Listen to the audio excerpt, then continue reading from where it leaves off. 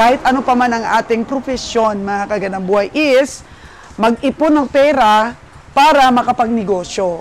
Pero paano ka makapag-umpisa ng negosyo, mga kaganang buhay, kung hindi mo pa po nasusubukan, ay parang sumusuko ka na kaagad. Ang mga tao pong hindi sinusubukan ang negosyo at gustong-gusto mo, talo ka na kaagad, mga kaganang buhay. Kung hindi mo talaga bigyan katuparan. Totoo po yun, mga kaganang buhay. Ang dami po talagang gustong magnegosyo. Pero may ikinakatakot po sila sa pag-uumpisa. Ang masasabi ko lang dyan, mga kaganang buhay, is, so ayun lang po sana, mga kaganang buhay, nakabigay na naman ako ng konting inspirasyon sa inyo, konting push, mga kaganang buhay, na kailangan talaga nating magnegosyo at tuparin nyo ang inyong mga pangarap. Kasi kung hindi mo susubukan, lugi ka.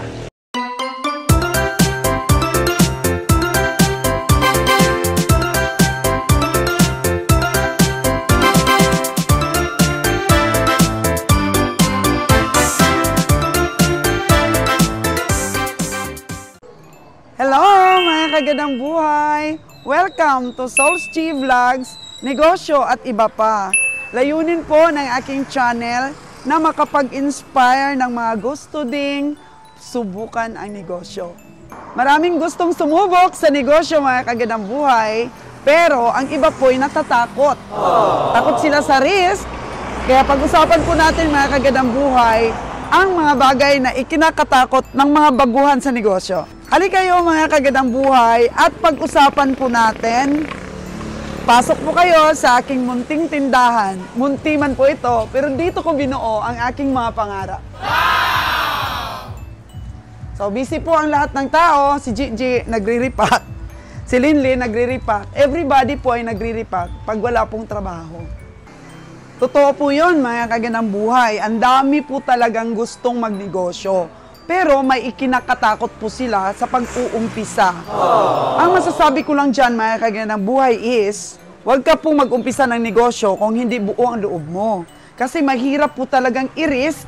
Kasi paano ka mag-asenso, mga kaganang buhay, kung iniisip mo kaagad kung magkiklik ba ito? Baka malugi ako? Yan ang una-una pong kinakatakot nila. Kasi syempre, naintindihan naman natin sila, mga kaganang buhay. Lalo na po yung mga OFW na ilang taon silang nag-ipon. Tapos, syempre, instinct na talaga yan sa bawat tao na kahit ano pa man ang ating profesyon, mga kaganang buhay, is mag-ipon ng pera para makapagnegosyo. Pero paano ka makapag-umpisa ng negosyo, mga kaganang buhay, kung hindi mo pa po nasusubukan, ay parang sumusuko ka na kaagad. Ang mga tao pong hindi sinusubukan ang negosyo at gustong-gusto mo, talo ka na kaagad, mga kaganang buhay. Kung hindi mo talaga bigyan katuparan. Kaya dito po sa aking mga vlogs, erase, erase, erase. Gusto ko pong ma-erase ang inyo pong mga agam-agam at ang inyong ikinakatakot. Takot ka, pero kailangan mo talagang pagsikapang matupad ang iyong mga pangarap. Kasi ang lagi ko pong sinasabi, halika kayo po sa aking munting tindahan. Munti man po ito, pero dito ko po binuo ang aking mga pangarap. Kasi bago ka mag-umpisa ng negosyo, mga kaganang buhay, bumuo ka ng isang pangarap. Kasi doon po sa pangarap mo, kakapit ka po. Halimbawa, iba't ibang challenge po ang mararanasan mo sa pagninegosyo, pero kumakapit ka doon sa iyong pangarap. Kasi kailangan pagsikapan mo po talaga na matupad ang pangarap na yon. So, ang una po talaga na ikinakatakot is yung malugi. Ayan. So, siyempre, sabi ko, in my own experience, sa sarili ko lang na eksperyensya, kapag katakot ka, nandyan kasi yung hindi ka na makapag-isip ng mga second option, third option, kapag ka na-fail yung una mong option, mga kaganang buhay. Kaya siguro, para po mawala ang fear, sasabihin ko po sa inyo, lugi ka talaga, mga kaganang buhay, kung hindi mo subukan ang pagninegosyo. Kaya, ang una-una mong gawin para mawala po ang takot, dahil yan po talaga ang number one, takot malugi. Kaya, ang masasabi ko lang dyan, mga kaganang buhay, is huwag ka pong padalos-dalos sa isang negosyo na hindi mo napag-aralan. Ayan. Halimbawa, nag-put up ka ng laundry business, nag-put up ka ng kagaya nito, groceries, kailangan po talaga lahat yan ay may masusing mga strategy, may mga pag-aaral talaga mga kagandang buhay. Kaya para mawala ang takot mo, mag-jot down ka. Magplano ka, mga kagandang buhay. Ipon-ipon ka ng mga knowledge. Tapos, isa katuparan mo yan, buo ang loob mo. Para walang takot. Manalo o matalo, go, go, go. Kasi, halimbawa, sumubok ka sa isang negosyo, natalo ka. I-end up ka na ba dahil natalo ka? Hindi. Kailangan may lesson ka doon na nakuha. Tsaka, tayo ka pa rin. Kahit pa unti-unti, tumayo ka mga kagandang buhay. Kasi, sa mga failures natin, doon tayo natututo. Kaya sa amin pong pagnegosyo, marami rin po kaming trials and error. Kagaya po nitong grocery, mga kagandang buhay, ikinatatakot ng iba, BIR. So, bakit ka natatakot sa BIR? May mga tamang proseso dyan. Huwag ka munang matakot kung hindi mo pa alam ang proseso. Kasi ganito po yung mindset na na isipin nyo mga kagandang buhay. Kung takot ka sa BIR, bakit yung iba hindi takot sa BIR? Bakit yung iba, katagal-tagal na, stand up pa rin yung negosyo nila? Kasi sabi nila, it is a wrong information. Kulang pa daw sa BIR ang ating kinikita. Hindi po totoo yun, mga kagandang buhay. Kasi sabi ko nga, lahat ng bagay may proseso. Ganun din po sa pag-umpisa mo sa negosyo. Lahat po yan, na bibigyan natin ng diskarte para umasenso po at maging click po tayo sa tao. Kaya dito po sa channel ko, i-build up ko po yung inyong confident para po maumpisahan na ninyo ang negosyo mong gusto ninyo.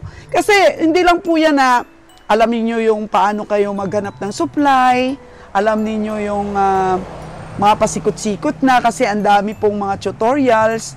Ang una-una mo po talagang i-concentrate mga kagandang buhay ay dito, dito, dito. So, yan po ang una-una nating puhunan. Hindi lang po sa pera. Akala kasi ng iba pag nag-put up ka ng negosyo, puhunan lang ang importante. Kailangan po rin po magkaroon ng confident at mawala po yung takot mo sa negosyo. Marami kang kapital. Hindi ka naman marunong maghawak ng iyong kapital. Yung puhunan, madali lang yung mawala. Ang importante po, magkaroon tayo ng diskarte, buo yung loob natin. Kung takot ka, di urong-sulong ka. Diba? Halimbawa, takot ka sa dilim. Ngayon, pupunta ba ako? O hindi na lang ako pupunta. Ganun din po sa negosyo mga kagandang buhay. Urong-sulong ka po. Ano kaya ito? Itutuloy ko ba ang transaksyon o hindi? Baka kasi malugi lang. Baka kasi di ako makabawi. So, think positive mga kagandang buhay. Trabahuhin po natin yan. Trabahuhin mo po yan para maging positive, paging positibo po ang kalalabasan ng iyong negosyo. Paano maging positibo, mga kagandang buhay, kung negatibo ka? Di ba? So, kailangan ihanda mo po ang iyong sarili. Kung ngayon po, OFW ka, o empleyado kang nakapag-ipon rin ng puhunan, kailangan talaga hindi lang puhunan ang dapat ninyong pahalagahan. Pahalagahan nyo talaga kung ready ka na talaga sa pagninegosyo. Kasi, mostly po ng mga takot sa pagninegosyo, sila po yung mga nalulugi. Tandaan nyo po yan, mga kagandang buhay. Mas nagsasucess pa po yung mga buo ang loob. Halimbawa po, meron kaming kasabayan magnegosyo. Nako, ang dami niyang puhunan. Kami, lakas lang ng loob. Kunti lang ang puhunan, pero marami kaming lakas ng loob, mga kagandang buhay. At the long run, ano pong nangyari? Yung dami niya ng puhunan niya, hindi niya naparami. Bagkus umunti-unti po. Kasi lagi siyang may pag-alinlangan sa mga diskarte niya. So, isa na dyan, mga kagandang buhay, mismanagement. Na-mismanagement siya. Sa sobra niya pong takot na pag nakawan siya, mas lalo po siyang nanakawan. So kami naman itong sobrang lakas ng loob, kami na talagang umako sa lahat ng mga trabaho. Di ba? Kasi kailangan namin maglako, hinands-on po namin yon. Sinundan po namin ng galaw ang amin pong mga desisyon. Kasi pag takot ka, hindi mo yan nasusundan ng galaw yung mga desisyon mo. Lagi kang kurong sulong. Kaya yun po ang i-ano ko sa inyo, pagpalakas mo ng loob para po sa pagninegosyo ninyo. Huwag matakot. Once po na nakapag-desisyon ka, gusto ko to. Gusto kong magnegosyo. Gusto kong mag-umpisa ng negosyo. Umpisahan mo po sarili mo, ha? Umpisahan mo po, maging, i-build up mo po yung confident. I-build up mo para huwag kang mag-urong-sulong sa lahat mga desisyon mo. Kailangan sa pagdesisyon, walang pabago-bago. Ang oo mo ay oo. Kasi mamaya may katransaksyon ka, nakapag-oo ka na, tapos biglang naisip mo, natulog ka na sa gabi, na biglang mong naisip, ay naku, parang alanganin ako. Ay hindi mo tinuloy ang usapan, sira na kaagad ang pagkatao mo sa negosyo, mga kagandang buhay. Hindi mo na panindigan. Hindi mo na panindigan ang iyong desisyon. Ngayon, yung katransaksyon mo na yon, pwede yun na ikalat din niya sa iba. Ay yan, si ano na yan, naku, kinansil niya ang transaksyon namin. O hindi magandang panimula. Kailangan, bago ka gumawa ng desisyon, pag-aralan mo, tapos tanungin mo sarili mo, kaya ko ba to? Pagkatapos, saka ka bumuo ng desisyon. Panindigan mo, mga kagandang buhay, para mawala ang takot mo. Kasi once na panindigan mo yan, manalo o matalo, you will stand up. Tatayo ka. Tatayo ka pa rin, mga kagandang buhay. Gagawa ka pa rin ng second option. So yan po ang sikreto para wag matakot tayo na mag-umpisa ng negosyo. Kailangan, confident, kailangan malakas ang loob natin. Meron na tayong naipon sa sarili natin na panimula. Kahit may puhunan na tayo, sa sarili pa rin tayo magsisimula. Kasi sabi ko sa inyo, wala pa rin kwenta yung dami ng kapital mo. Kung padalos-dalos ka, hindi mo iniisip yung mga moves mo. Kailangan, hindi padalos-dalos. Sure na sure ka sa iyong ginagawa. Para kung ma-boost mo talaga yung confident mo, mawawala yung takot mo. So, yan lang po, mga kagandang buhay. Siguro po naman, dahil po sa katapangan namin sa negosyo, medyo okay naman ang flow. Kailangan pagka malugi ka or humina ang isang items mo, babawi ka. Sa sinasabi ko na yan, mga kagandang buhay, halimbawa lang po natin dyan ay yung itlog natin. Minsan, ang itlog natin,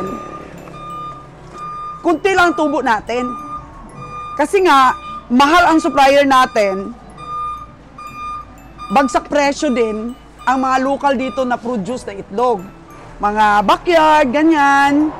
So, tayo sa Batangas tayo kumukuha ng itlog. Lakasan lang po talaga ng loob ito, mga kagandang buhay. Lakasan lang talaga ng loob. Patuloy pa rin po kaming kumukuha sa supplier namin. So, nagtsatsaga po kami. Halimbawa, 10 piso sa isang tray yung tubo namin. So, may mga basag pa. Di ba, konti lang tubo namin. Pero may tsamba rin. Minsan, malaki rin tinutubo namin dito sa itlog. Kasi minsan mura yung kuha namin doon sa Batangas. Pagdating po dito, maganda ang presyuhan. Kaya ang negosyo po talaga, bawi-bawi. Hindi na puro umpisa ka. Alam mo, yung kasama ko na yun, nagkinikwento ko kanina, ang dami niyang puhunan. Puro umpisa po sa negosyo ang ginawa niya. Kasi nga, takot siya, may alinlangan. Hindi niya napanindigan lahat yung mga naumpisahan niyang negosyo. Yan po ang aking ibig sabihin, mga kagandang buhay. So una, nagnegosyo siya ng mga gulay.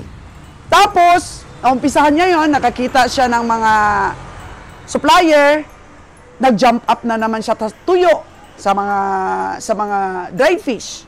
Tapos nung nakaput up na siya, medyo humina-hina kasi, nag-ship na naman siya sa frozen products, sa pagmamanok. Nag-ship na naman siya. Tapos napansin niya, ay nako, ang manok pala maraming loose weight. Ganyan-ganyan. So, nag-ship na naman po siya sa ibang mga negosyo.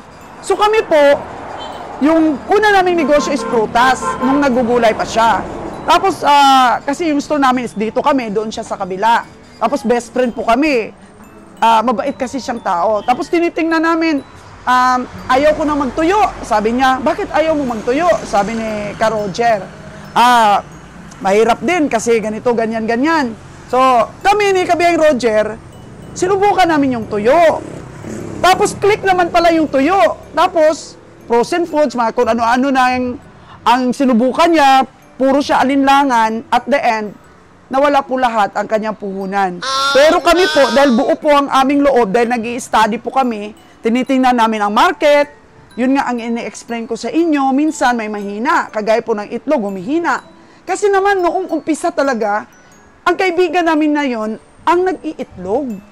So, nung nag-itlog siya, maramihan siya magtinda ng itlog, kami, pakunti-kunti lang, nagre-retail lang kami. Tapos biglang humina yung benta ng itlog, iniwanan niya ang pag-iitlog, mga kagandang buhay.